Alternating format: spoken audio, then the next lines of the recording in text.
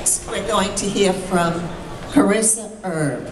She is president of St. John's Earth Club.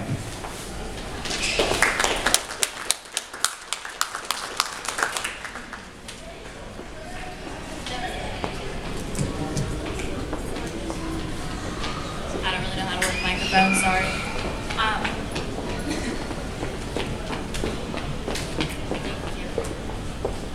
So as Eileen said, I am Carissa Herb. I am the president of St. John's University's Earth Club, and I am currently a sophomore at the university. I'm here today to talk about the Paris Climate Agreement that just occurred in 2016 and that was put into effect that November. I'm also going to be talking about the rising sea levels and how that affects low-income countries that are still developing their infrastructure and how we can help them during their effects of climate change. So currently, the Paris Agreement was drafted in November 30th and December 12th of 2015, and then April 22nd of last year, it was signed by 174 countries and then ratified by 135. Now, when it's ratified by a country, that means it's put into effect legally by law, and if they were to exit the plan, then they would be fined money for not abiding by the rules that they agreed upon.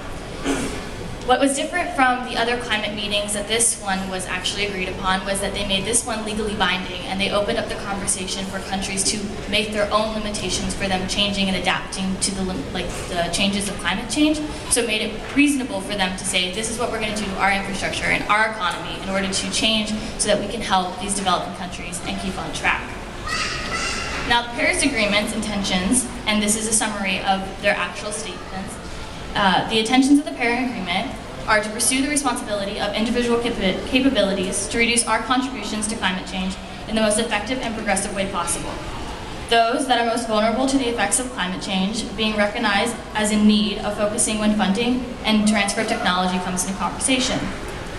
Realizing that individual parties being the countries that are in play during this discussion, may not only be affected by climate change, but still emphasizing the importance of sustainable development and the eradication of poverty that the efforts are also pursuing. Prioritizing food security and ending food hunger in that process, and acknowledging that climate change is a common concern of humankind and the importance of conservation and enhancement of all ecosystems are critical in addressing the efforts of climate change. The ocean is part of that ecosystem.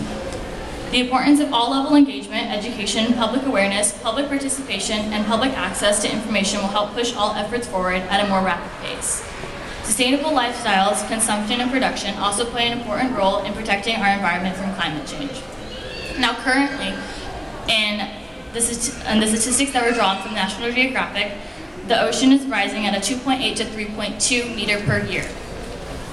With the rapid change in the climate temperatures throughout the years, that could be a drastic effect to low-level islands. Currently, on the United States, the Florida Keys are only 6.1 meters above sea level.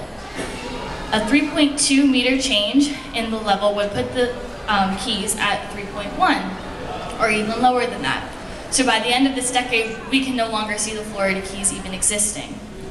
Kiribati, an island off the coast of Africa and closer to Japan, is already seeing a 20-meter loss of their land and have already had to evacuate multiple parts of their island, and they are no longer actually to have a lot of infrastructure because they have lost so much land mass. And the problem with rising sea levels is it also affects the fresh water sources that are present on those islands, because the way that the water flows in underwater irrigation systems, it contaminates the fresh water sources that they have access to.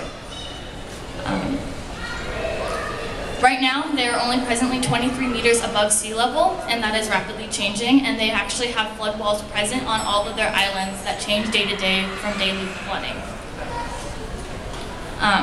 Something else that we can see is the Samoan Islands that we all come to know actually have lost 5 of their islands that now completely are submerged underwater.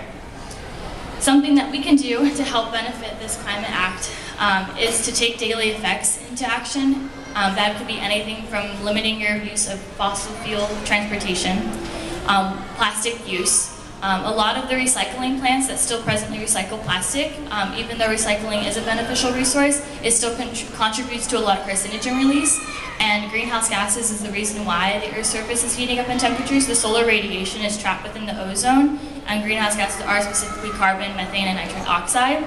When those bond together, individual molecules, that keeps the solar radiation, therefore increasing the temperature. Now, climate change is a discussion of the Earth's temperature increasing, but climate change isn't the only factor that goes into effect when the Earth's temperature does increase. It could be anything from the position of the Earth's tilt on the axis or the temperature of the sun, because it is a star and it does change. But this is something that we can control. This is a controllable variable that we have access to change, and since we can control it, we should take every effort that we can to actually change that. That's all I have to say. Thank you for your time.